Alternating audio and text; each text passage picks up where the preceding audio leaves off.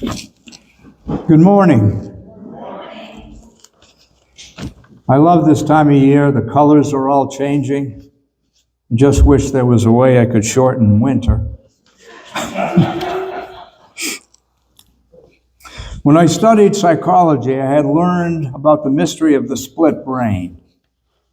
I used to think our brain had two hemispheres, operated the opposite sides of the body. I did not know that they thought differently. But in various experiments, they determined that the two hemispheres of the brain think quite differently.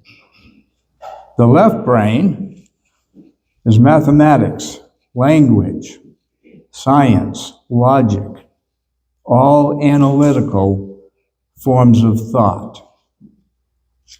When they looked at the right brain, it was art, music, dance, fantasy, inspiration,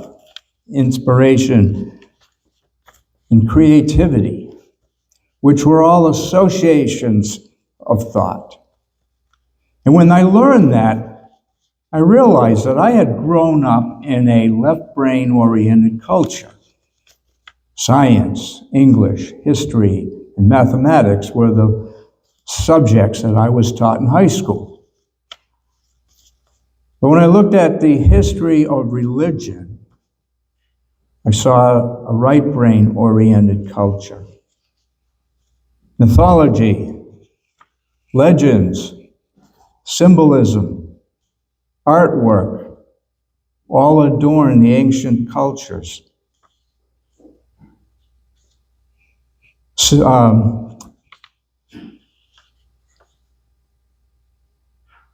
Modern science developed around the time of the Renaissance, and that's when the shift occurred between right brain to left brain.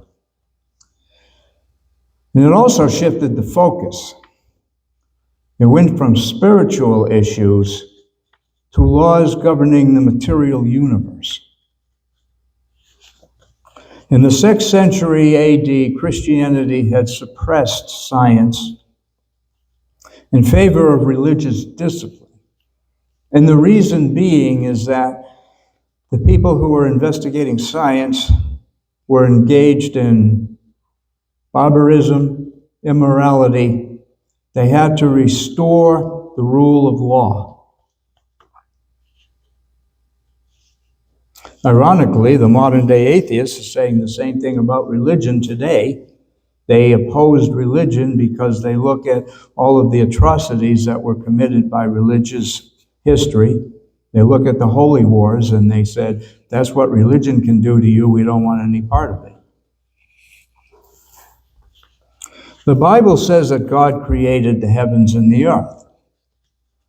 It doesn't tell you anything about God, nor does it tell you how God created anything. Says nothing about how God created anything. Literal acceptance of sacred scripture is what led to its downfall. You can't use the word God to fill in the blank. The scientist says, we don't know how the first cells were formed. And the religious advocate says, oh, I know, it was God.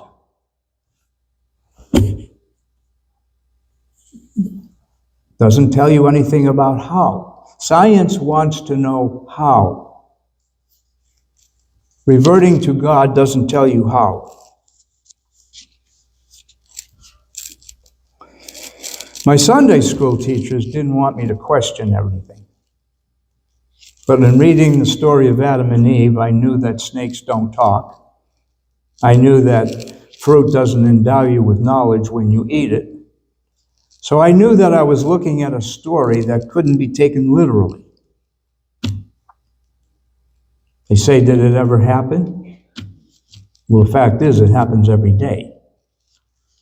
The tree of the knowledge of good and evil is not something you would find in an orchard. All of its branches represent the warnings of society. And when you go against those warnings, you get into all kinds of trouble. I am a board member for Reliance Health. Reliance Health deals with mental health and addiction services. I watched it grow from a single man to over 140 employees, and from a small annual budget to over 12 million.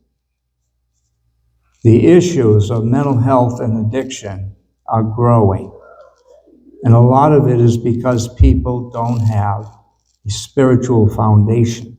They are easily led into sensual pleasures, and those sensual pleasures are getting people into a lot of trouble.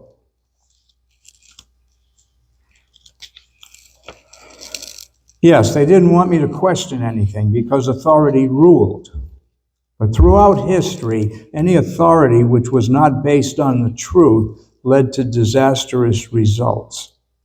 So it has to be questioned, because that's the only way you can get to the bottom of it. Neither science nor religion are inherently good or evil. It all depends on what you do with the knowledge. What happened during the witch hunts was due to superstition and ignorance, which we mentioned earlier. They didn't know the cause of disease. They didn't know the cause of crop failures. And their answer to it was the only thing they understood is demons. They didn't know what demons were. Demons are disturbances in the mental field. But disturbances in the mental field are not governed by the laws of the material universe. So in that respect, when you're dealing with spirituality, science can't offer you any help there. Right and wrong in science is not based on moral issues. It's based on what works and what doesn't regarding the physical laws of the universe. They say that religion suppressed science. But the fact is, the ancient world could not go to the grocery store. It could not take out a pork chop and put it on the stove and turn a dial and cook it. They didn't have pharmacies. There was a problem at home. They couldn't call for an ambulance. They lived in a world in which daily activities took the whole day. Unless you were among the rich, you didn't have time for science. And those that did have time for science, well, the printing press wasn't developed until the 16th century AD. And that is where a lot of our information got disseminated through the congregation. Libraries were few and far between. People didn't have books at home. They had to go to local community establishments in order to hear the knowledge of the day.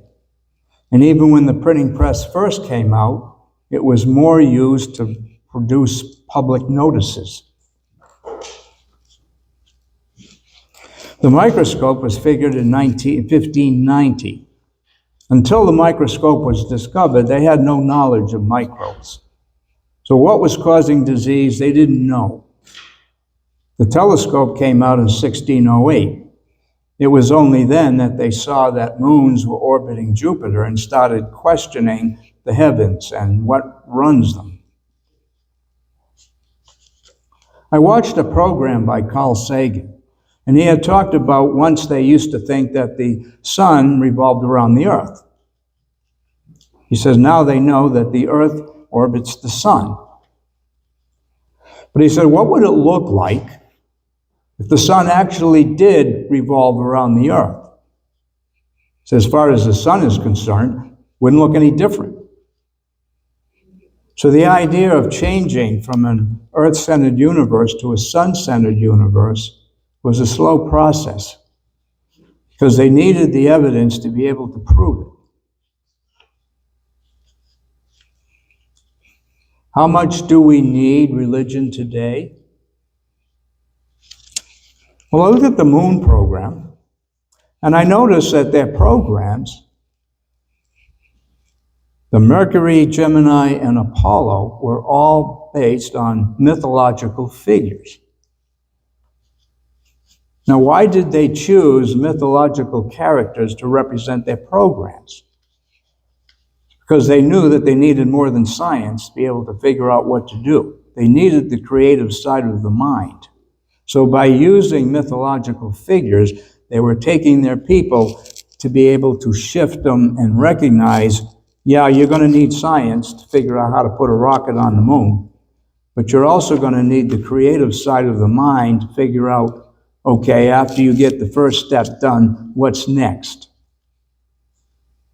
So they use mythological figures to back up the moon program for the purpose of being able to use both sides of the brain.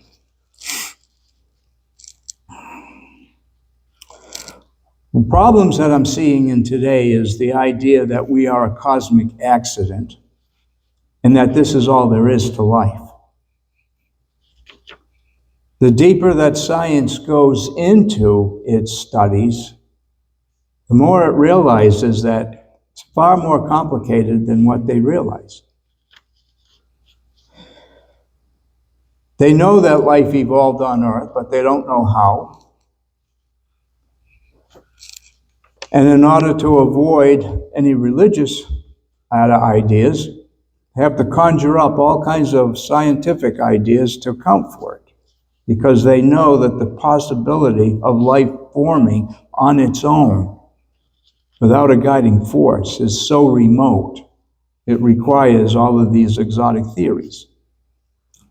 And the thing that science is determining is that none of these theories can be proved, which means now that their theories are starting to have to be taken on faith. And it's an issue that science is finding troubling, because in order to reject religion, they have to adopt the very things that religion used in order to present itself. We know that matter and energy are conserved. You and I are made of the very same atoms that the dinosaurs were made out of. The energy hasn't changed, it's just altered in form. The Akashic Records is something that Edgar Cayce had dwelt into, and he discovered that there is a record. It's called the Book of, well, he related it to the Book of Life. There is a record of everything that has ever happened on planet Earth. All the people that ever lived. All the things they ever did. The reason why they did it.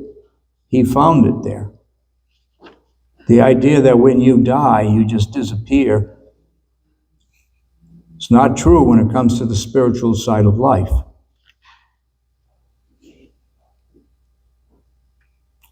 As we get into what is known as quantum mechanics, it's a deep-rooted science theory. It's very exotic. And the thing is, it's the same throughout the cosmos. The same rules that we are adopting here on planet Earth pertain to the sun, pertain to the galaxies, pertain to the other planets, pertain to the nebulas that are out there. The same rules govern the entire universe. Where did these rules come from? Science can tell you what they are, and that's as far as they can go. They can't tell you how the rules came to exist in the first place. So when I look at the world and I see problems, some people are yielding to their anxieties. But I say, be the solution. My tenant came up to me the other day, and he was talking about what was going on in Israel, and he said, I don't know how to deal with this. And I says, do you remember the serenity prayer? And he says, yeah. God, give me the serenity to accept the things I cannot change, the courage to change the things I can, and the wisdom to know the difference. I says, you got to think about that. What you do here is not going to change what happens overseas. But what you do here will make a difference in the lives that you associate with every day. So deal with today. Deal with the people that you come in contact with today. Be the solution. Create something. Build something. Develop a new skill or talent. Find a new recipe. Do something to make the world better. Because everything that we have that makes our life good comes from the past, either by natural processes or by man-made processes. We become the future by helping to shape it. And what the world becomes is going to be a direct result of how we chose to live our lives now.